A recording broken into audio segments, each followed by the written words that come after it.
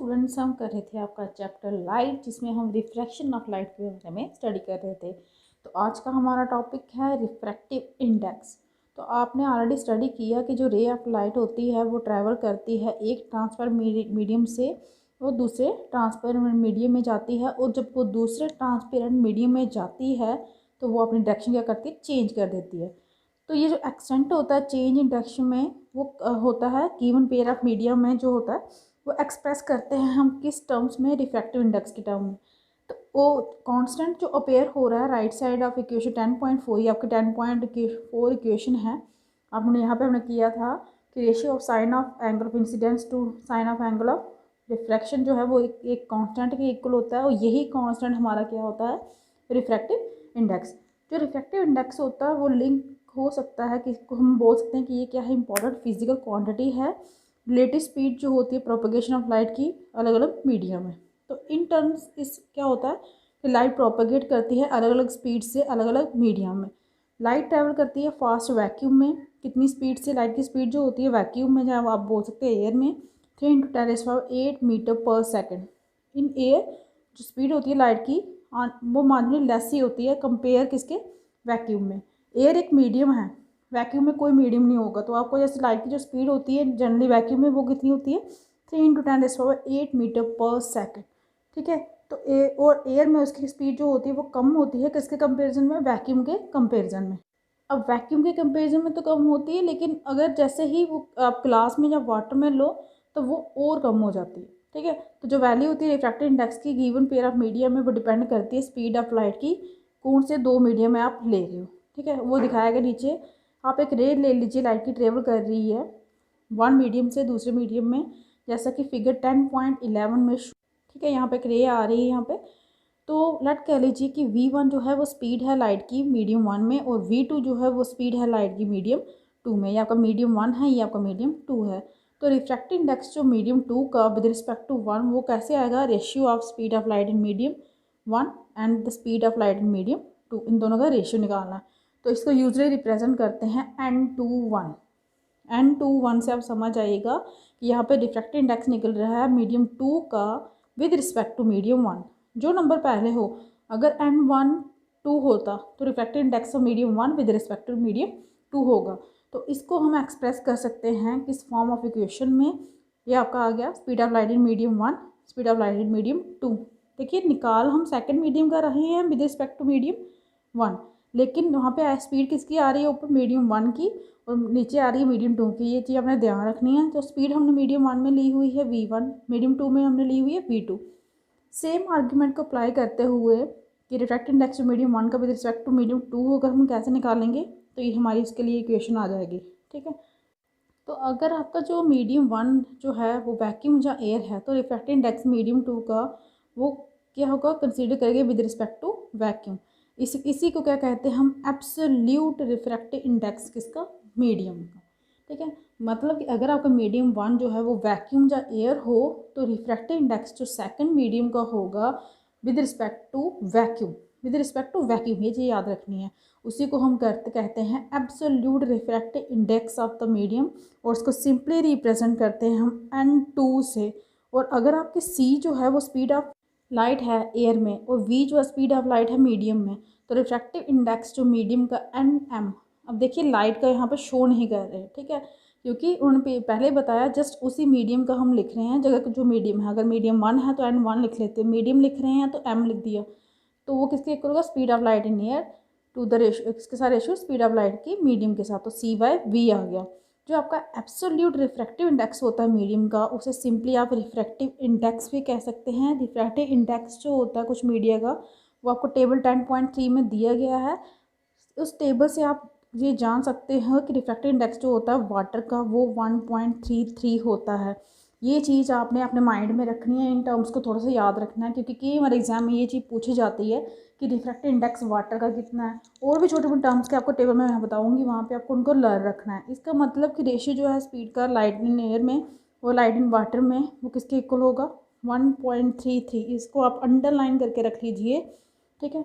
Similarly refractive index जो crown glass का होता है वो है आपका 1.52 क्राउन ग्लास। ये भी चीज़ें ये जो टर्म्स हैं इनको आपने लर्न रखना है, याद रखना माइंड में।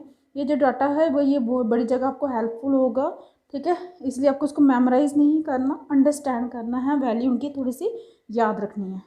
अब यहाँ पे देखिए आपको टेबल दी गई है और यहाँ पे मटीरियल मीडियम बताया गया है, रिफ्रैक्टिव इंडेक्स बताया गया है, मटीरियल मीडियम, फिर ये हर एक का बताया गया, एयर का बताया गया, आइस, वाटर, अल्कोहल, कैरोसिन, हर एक के, ठीक है। तो कुछ के आपको थोड़े याद रखने हैं, बेंजीन का याद रख सकते हैं, एयर का आपको याद रखना है, क्राउन ग्लास का भी अभी हमने किया, वाटर का आपको याद रखना है, डायमंड का याद रख सकते हैं, ठीक है। कुछ कुछ चीज़ों को थोड़ा अपने माइंड में रखना है कि ये इनके रिफ्रैक्टिव इंडेक्स हैं। यहाँ से आपने टेबल 10.3 से देखा होगा कि जो ऑप्टिकली डेंसर मीडियम होता है वो पोजेस नहीं करता, उसकी मास डेंसिटी ज़्यादा नहीं होती। एग्जांपल जैसे दिए गए कि कैरोसिन है, उसका हाइयर रिफ्रैक्टिव इंडेक्स है और वो डेंसर किससे है, वाटर से, ठीक है। डेंसर होता है ना उससे, तो उसकी जो मास डेंसिटी है वो भी वाटर से क्या है, कम है, लेकिन रिफ्रैक्टिव इंडेक्स जो है वो उसका ज़्यादा है। वाटर का 1.33 है और कैरोसिन का 1.44 है, ठीक है। ये चीज़ भी आ गई। तो ये तो था आपका टॉपिक रिफ्रैक्टिव इंडेक्स का। नेक्स्ट है हमारा रिफ्रैक्शन कैसे होती है स्फेरिकल लेंस से। मिरर से हमने ऑलरेडी की हुई है रिफ्लेक्शन, यहाँ पे हम स्फेरिकल लेंस से रिफ्रैक्शन कैसे होती है यहाँ पे ये करेंगे। आपने देखे होंगे वॉच मेकर जो घड़ियाँ बनाते हैं वो यूज़ करते हैं स्मॉल मैग्नीफाइंग ग्लास छोटे छोटे पार्टिकल्स को देखने के लिए।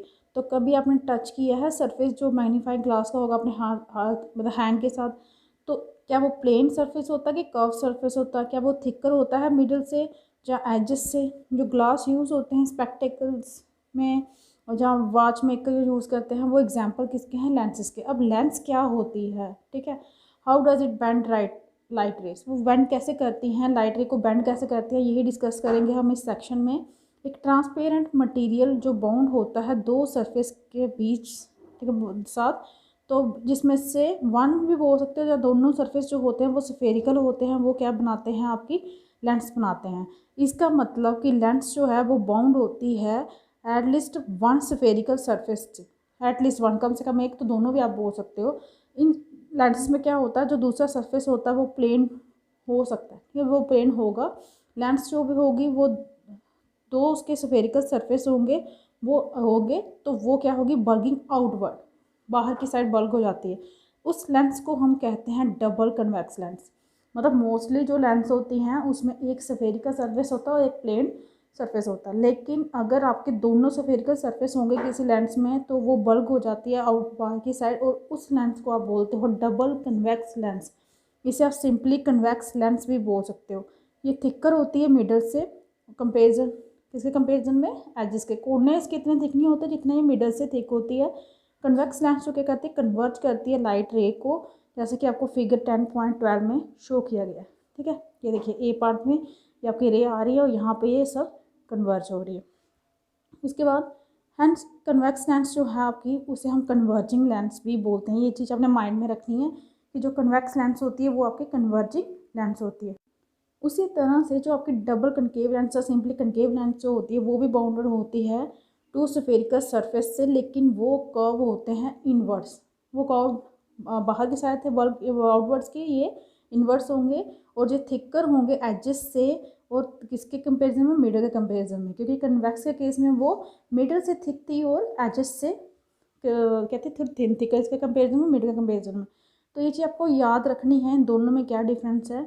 ये वो लेंस जो थी आपकी कन्वेक्स लेंस वो कन्वर्ज करती थी लाइट को, और ये क्या करती है, डाइवर्ज कर रही है, जैसा कि यहाँ पे फिगर में बी में आपको शो कर रहा है।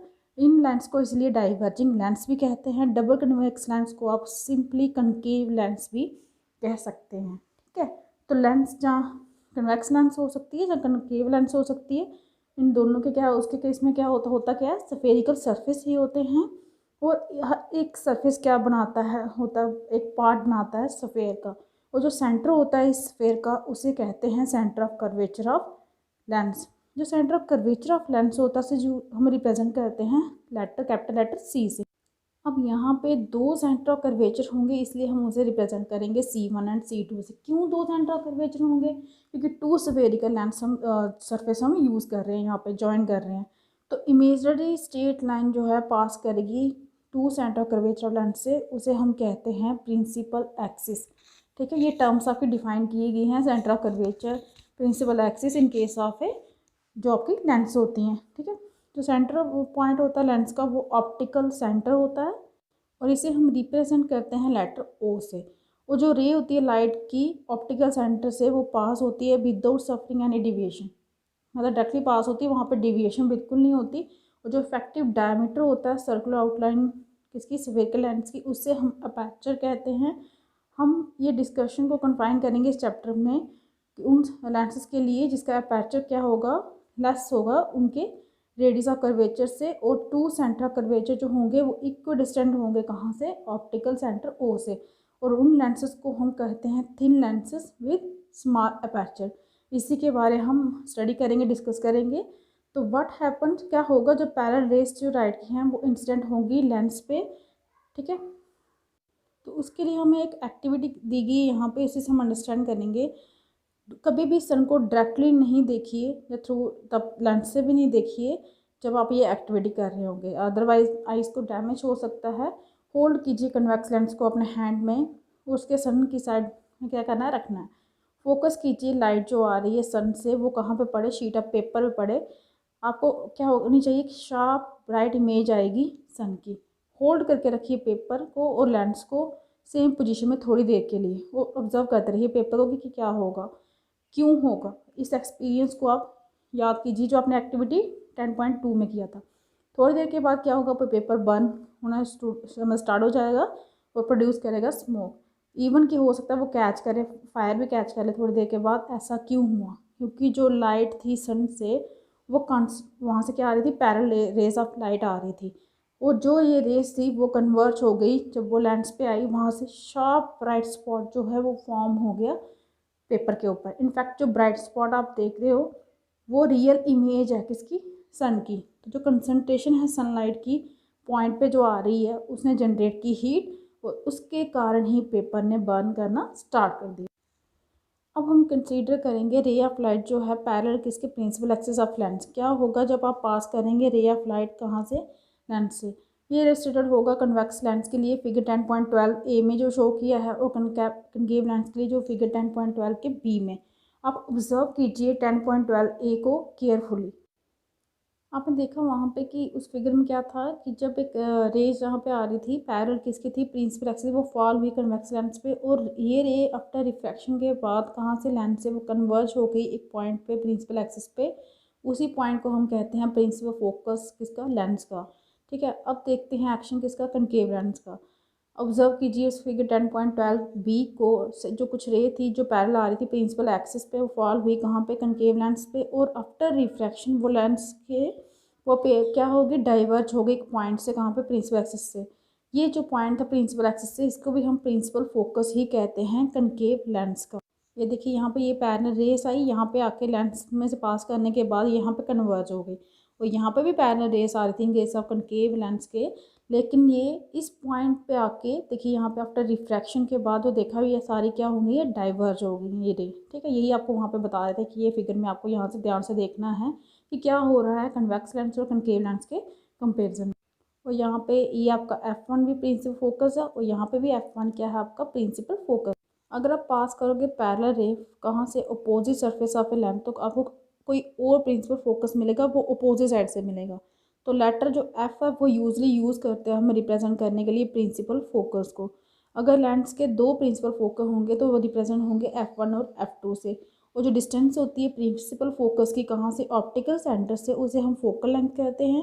और जो स्मॉल लेटर से इसको डिनोट करते हैं focal length. As compare same आपने जैसे मिरर के केस में भी किया था, फोकस को आप डिनोट करते थे कैपिटल एफ से और फोकल लेंथ को स्मॉल एफ से। तो आप कैसे फाइंड कर सकते हैं फोकल लेंथ कन्वेक्स लेंस की, रिकॉल कीजिए अपनी एक्टिविटी 10.11। इस एक्टिविटी में हमने डिस्टेंस ली थी, पोजीशन ऑफ लेंस और position of image of the sun. वो आपको क्या देगी, अप्रॉक्सीमेट फोकल लेंथ बताएगी किसकी, लेंस की। तो ये तो था आपका कैसे रिफ्रैक्शन होती है लेंस से, ठीक है। तो यही आज का आपका टॉपिक कंप्लीट होता है। आज के लिए इतना ही, थैंक यू।